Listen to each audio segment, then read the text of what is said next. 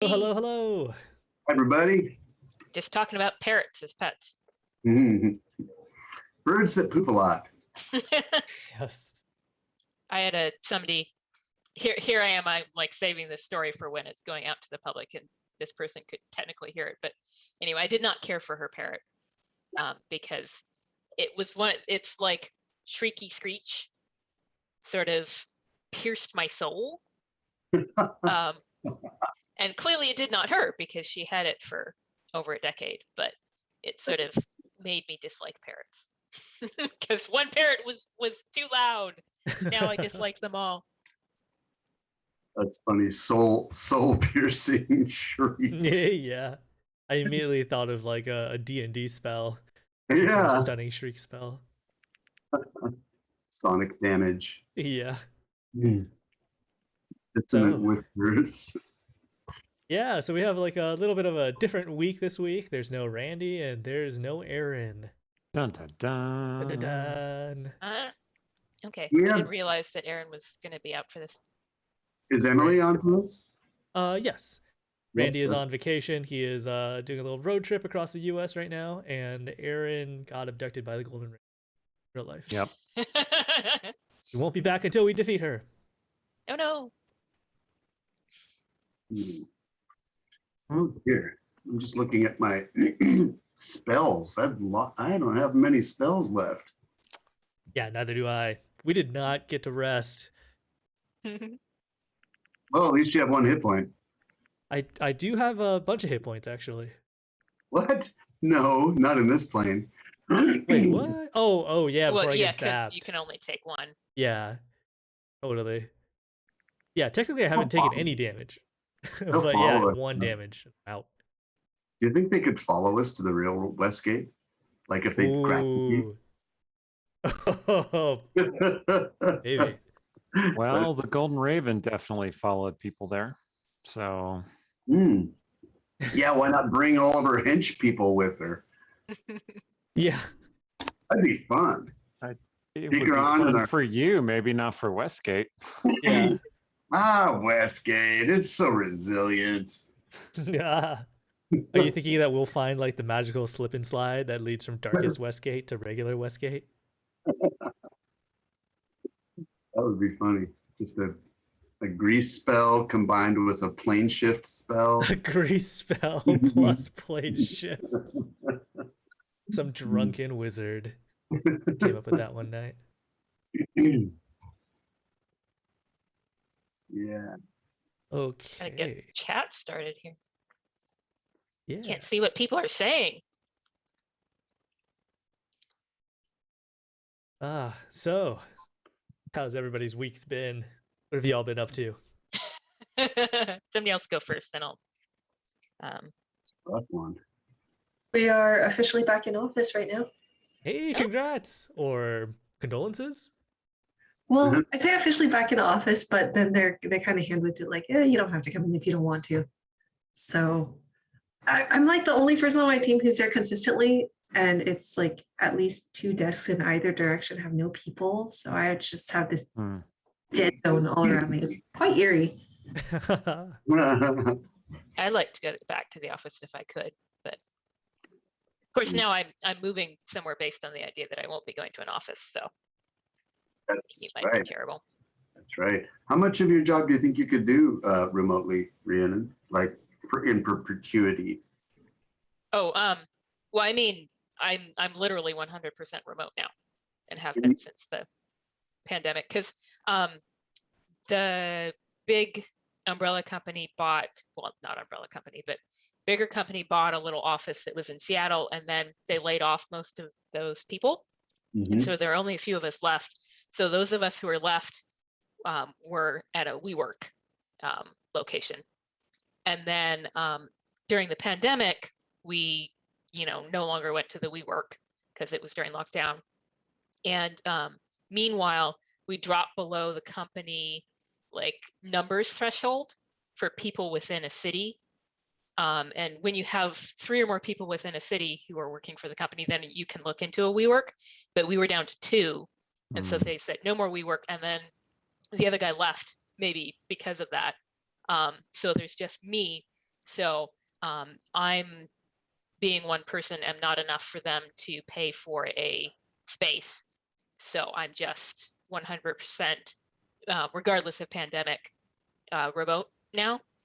And I'm technically on the Portland, Oregon office's payroll. So when I'm down there, I could go in, but I wouldn't have like my own desk space or anything like that. I'd be like desk surfing. So I don't usually bother because I like to have my like monitor set up the way I like it. And if you're asking about like archaeology, hole digging, I have not dug holes for like the last decade. That's not my aspect of the, because I never was that interested in being a field tech, but field tech are sort of like lowest in the hierarchy. So you go, if you're looking at the field, you go field tech, field crew chief, and then you get into assistant project manager, and they may go out to the field to like oversee it, but mostly they're there writing up the results. And I first went into lab cataloging stuff. So I started as a lab tech. So field techs go out, dig the holes, bring the stuff back, I catalog it. And then I sort of took a lateral step into editing the technical reports of the results. So that's, 100% on computers. You're not going out at all. But honestly, like, it's called being a shovel bum, which is where you sort of bounce from field project to field project. And to a certain personality, that's what you want. But frequently you're working 10-day sessions. So that means you have five days of work in 1 week and 5 days of work in another week.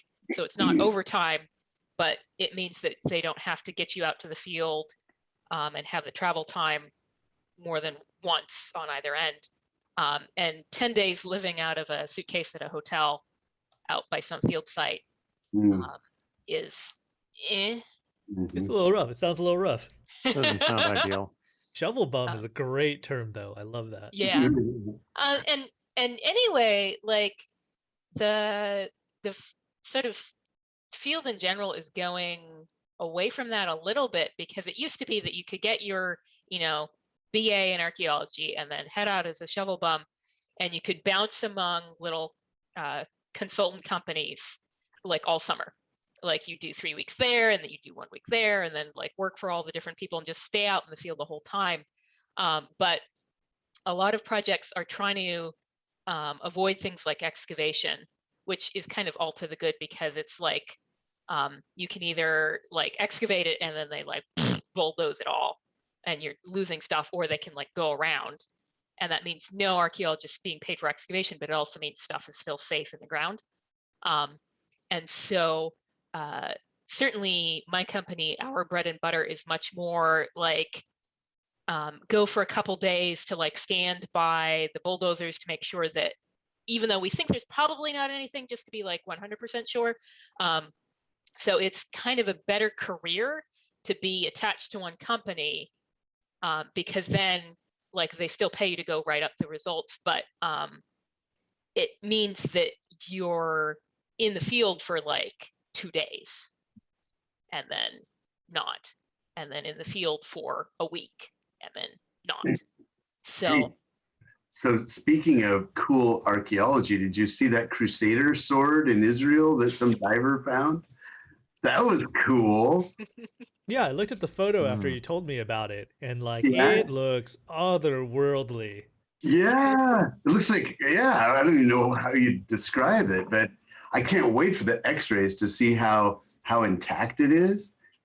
Super cool. Yeah, it's covered. I mean, like you were telling me, it was covered in barnacles. So it looks like if you ever need inspiration for like a magical sword of the ocean, this would be like a great visual.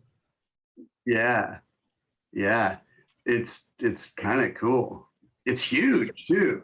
I mean, it's like a foot-long sword. Yeah, it's like a double-handed blade. Yeah. Look that up. It almost looks like a piece of like twisted coral, I guess, like shaped into a giant two-handed sword. Mhm. Like something you would have gotten in the old school shrine of the Kuatua. Yeah. You remember that? Yeah. They had all these shell weapons and stuff, and it was always, as a player, I was always like, man, these weapons are dumb. I don't want one of those. It's a magical shell hatchet. Nah, man. Yeah, I feel like that diver is like living out every little nerdy kid's dream where they go to the beach for the summer and then they find like an ancient 900-year-old sword buried deep in the Well, sand. Wasn't there like a preteen who found the last like fancy sword? It was a girl. I don't know. And I recall this because somebody was making a joke about like somewhere her eyes are glowing and she's like, it's another. Preteen. I'm gonna Google this. I think in Sweden, somebody was saying. I don't remember where she was in the original story, but that's what the latest thing said. Was Yeah, it that's swim? awesome. Oh yeah, girl 8 pulls 1,500-year-old sword from lake in Sweden. Awesome. Yeah. 8? That's How old is awesome. she now? Well, that was 2018, so she's 10. No, 11. Oh, okay. Oh, well, I guess now that counts as preteen. this is so funny. There's two different headlines here. One's BBC, 1,500-year-old sword. The other one is history.com, 1,000-year-old sword. Only 30%, 33% difference, you know. The Yeah. news sources are fighting, but one of them covers ancient aliens and the other one doesn't. The one's slightly more credible. All right, what's the coolest thing you guys have ever found? Ooh, I'll bet you Rhiannon has some cool stuff. So, I mean, that's an interesting question because cool that somebody else, when I'm like, here's a thing, they would Cool be to like, you, cool to "Ooh," you. or Cool to you, cool to you. okay, so our company in this like stream channel revegetation project thing, they found a 9,000-year-old point, projectile point, which is hella old Dang. for around here. Eight? So I think it may have been as many as 9. So radiocarbon dates, there's calibrated and uncalibrated. So uncalibrated is what we started with, and it just gives you a year or a number of years in the past. But calibrated, they actually looked at like tree rings and other things that you can sort of get a sense of, because atmospheric carbon like varies a little bit. So calibrated dates are like actually calendar years as opposed to sort of more squidgy uncalibrated. So I don't honestly remember what the dates were after calibration, but I want to say that originally there were 9,000 before present. So Dang. so real old. And there was various lithics and stuff. Unfortunately, you don't get preservation of like bone or wood back that far. Oh, So, which is why sort of you get the sense that like sort of in the old reconstructions, like Native American people were running around with like bows and that's it, as opposed to like all the many different tools and stuff they had out of wood and bone. And then they invented them. They just happened to invent them at the time when we're young enough that Yeah. it would survive. oh yeah, how convenient, huh? Well, that and like, all these like, I don't know, bone woodworking or bone like needles for sewing or something. Cause it's women's work. I mean, yeah, the women were probably doing something, but the men, they had arrowheads. So that's what we care about. At least in 50s and 60s in American archaeology. Ooh. So, have you ever played Dark Sun, Rhiannon? Mm-mm. Okay, I was gonna ask you because that's like one of the only settings I know of where bone weapons feature very prominently. But if you've never played it, we'll talk about it some other time after you have. I mean, bone is pretty good for like a number of uses. Sort of thinking about the like pointy carving and like needles and stuff like that. It's super good for that. Less. Do they use the exterior of the bone for that? Is that like the hardest part of the bone? The surface, basically, the surface, like on a bone this thick, do you want the top couple millimeters? I don't know. I do know because I'm not the osteologist of the company. Oh, wow. I do know that there one particular kind of bone that was good for tool making was ungulate metaponial, so like deer, and you know how their like bones are kind of fused, and then they have the hoof that's sort of on the bottom. Mhm. And so these sort of what on us are finger bones are kind of fused together in one long bone. It's about yay long, and it's very straight.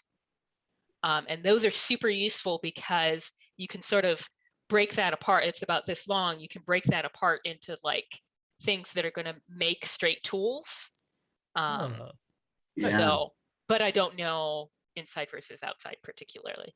I would imagine those are really dense bones too, because so much shock is being put through them, the whole weight of the animal, or quarter of the weight of the animal. Interesting. What do they call that bone? Metapodial. Metapodial. Yeah. Above the foot. Is that what that means? Yeah. So metatarsals and metacarpals are the ones in people. Metacarpals are the ones in your hand. Metatarsals in the foot. So metapodial is in the feet of like ungulates and stuff. So some of our viewers have found some interesting items too in their lives. So Oh, yeah? Seldarine 801 has found an old horseshoe in a river. Stendhal found a Prohibition era Navy rum ration bottle. Whoa. Yeah. Cool. Shay Darksong found the remnants of a fishing net in the shell midden of an old indigenous settlement site where she was working at, and it's in a museum now. Oh, nice, cool. Oh, wow, that's really cool. Yeah, I'm glad to hear that it was part of the excavation and then it went to a museum. Because when people are like, "Oh, I found this on the ground and here it is on my mantelpiece," I'm always like, Man, how much do you know about that sort of like smuggling and theft of like artifacts from museums and the black market trade? I mean, well, so there's two questions there. It's all looting, but there's the sort of state-sponsored looting, and then there's the like sort of people who are like, well, it's out on my granddad's property, so I'm gonna go out with a shovel because it's cool. I think state-sponsored is more what I'm thinking about.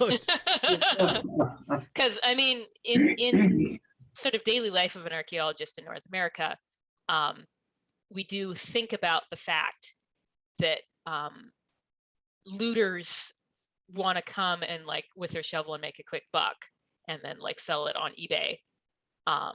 So we want to sort of make sure that we don't sort of leave an open excavation or something where somebody's going to come by and be like, "Oh, I'm just going to pick that up and then sell it for a bunch of money." Not that it's worth as much as people think that it is, but anyway, side note. I mean, unless it's like a 900-year-old Crusader sword that's like covered in barnacles. The sort of state-sponsored, like plus like Hobby Lobby kind of stuff. It's so hard, especially because you're like, okay, no more. It stays with the people who it belongs to, but then you have the sort of like getting the British Museum to give the Elgin marbles back kind of stuff, which I believe they should, but it's so entrenched that it's a really hard battle. And I can see like fighting other battles like keeping modern excavations, keeping that stuff in like Egypt or whatever, versus trying to like get it back from the British Museum. But colonialism, yay. Colonialism. Yay. Oh, wait. Hold on. All goes back to colonialism. So, Emily, what's the coolest thing you've ever found?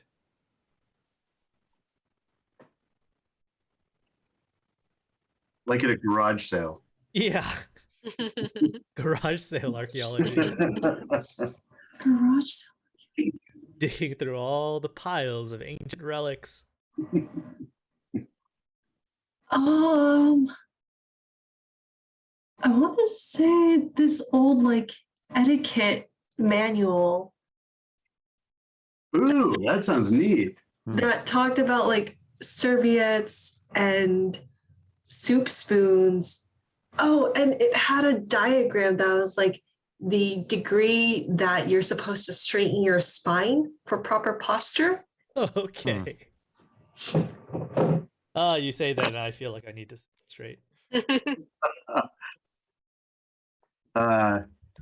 That's cool. Yeah, books. I found a neat. I like this one book of jokes, or no, not jokes. What's it called? It's called Diversions or something like that. Was that when you were reading from that in a hangout, Yeah, weren't you? yeah. It's just the most random collections of anecdotes and trivia and bad jokes, but it's what people did before there was TV or radio. You know, they would. I don't know. Yeah, my grandfather had it's really thick. It was like Boys Own Annual or something. It was from the UK from 1912.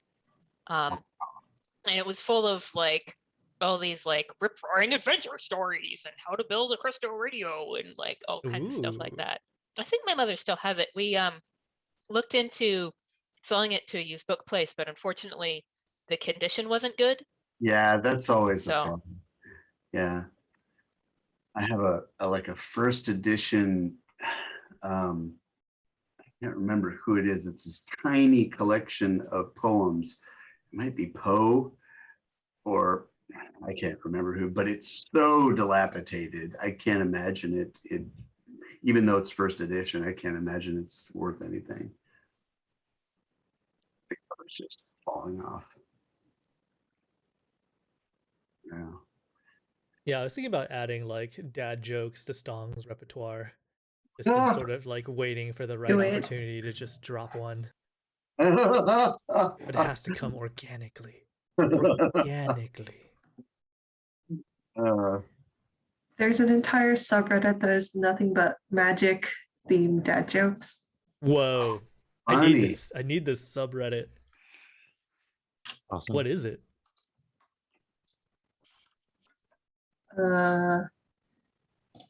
MTG_dad jokes. Nice. Let's hear one. I'm going there right now. Okay, by the way, locals joke that Swedish girl 8 who pulled 1,000-year-old sword from the lake should be made queen.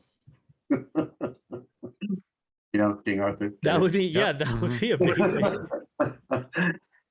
I guess there's two stories. Did the Lady of the Lake in one story provide the sword and the stone provides it in another? Yeah, it depends on what story you read. Yeah. Wow, some of these jokes. I'm trying to look for what I think is a good one. And so far I just have to keep looking. I wish we could get some more short stories about the old Tarkir. It would have a lot of pros and cons.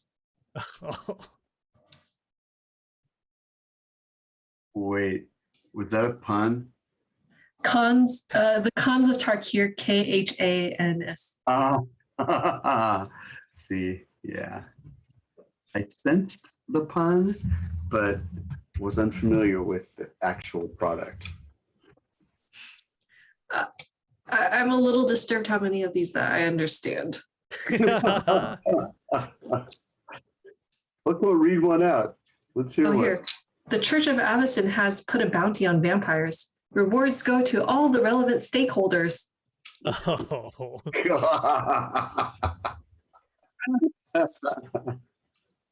Good one, Dad. Yeah, I'll troll through this one later.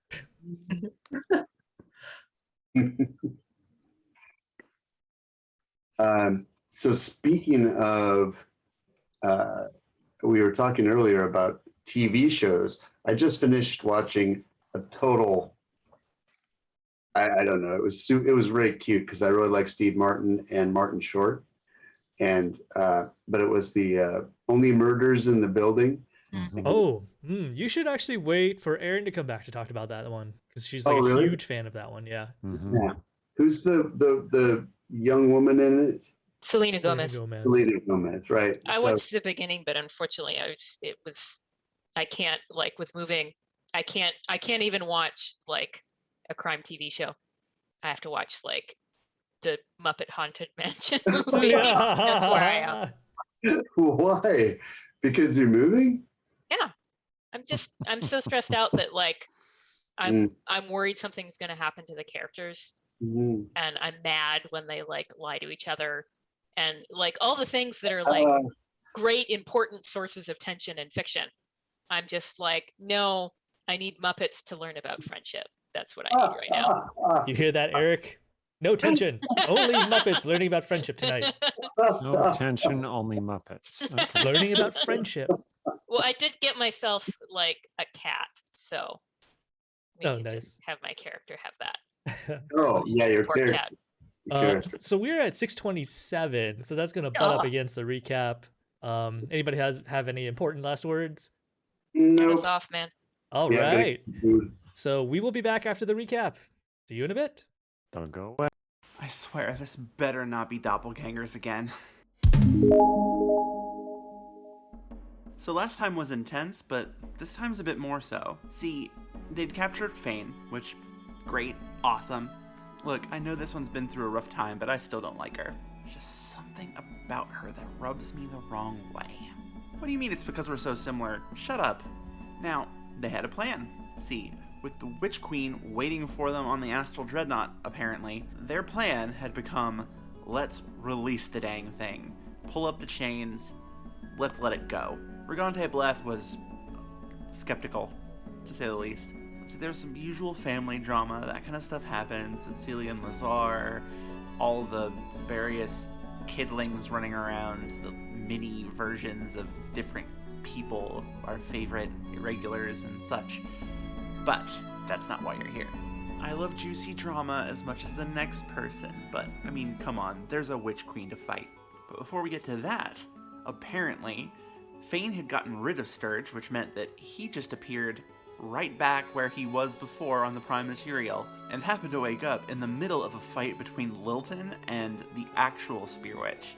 I don't blame either him or Caliph, who had shown up while they were passed out, for not knowing who exactly to back in this fight. Now, personally, my choice is whatever side is not Lilton's. I've got my own personal reasons. We will not go into that here. But that's a whole thing. And who knows if Sturge will be able to get back to the rest of the irregulars, if Caliph will be able to join in. Fingers crossed, right? Now, with the help of the survivors of this place, the strange, dark west gate that seems to be maybe a domain of dread, the irregulars were able to get back up onto the street and start enacting their plan. They split into different groups, each going to different chains, while Cecilia and a few others flew up to confront the Witch Queen themselves. Now, no plan survives contact with the enemy. That's pretty par for the course. And it was pretty dang quick that the witches in service of the Witch Queen showed up. Got devastation, despair, disgust, all the D's. They, of course, started clashing with the irregulars going after the chains. I don't blame them. Who wants an astral dreadnought running rampant in your city, right? Even as messed up as this city is. Well, one took off her mask and turned out to be Sorrow, of all people. The raging Sorrow herself. I really wonder what happened to Lilton in this timeline. Did I get to see? Was I there to watch? Did I get to kill him? Well, while all that was going on, Cecilia's group had flown up to confront the Witch Queen. When they got there, the Witch Queen was petting a red-furred wolf that looked awfully familiar and expressed a desire to talk. All she wanted was to talk to Cecilia. Well, Cecilia didn't seem terribly enthused by this idea, but she landed. And it wasn't long after she landed that the Witch Queen whisked both of them away, along with Sarshan, and wound up in Cecilia's little banishment plane, which is someplace no one else can follow. You know how only Cecilia, technically speaking, can go to that place anytime she likes? That it should be impossible for the Witch Queen to be able to go there on her own? Well, surprise, surprise, the Witch Queen pulled her mask off, and it turned out that she's also Cecilia. Like I said before, I hope it's not doppelgangers again, but I don't think it is. Is this Dark Futures version of Cecilia who didn't die after all? Is this the Heart of the Piercing wearing Cecilia's face? I guess we're gonna find out. The Witch Queen was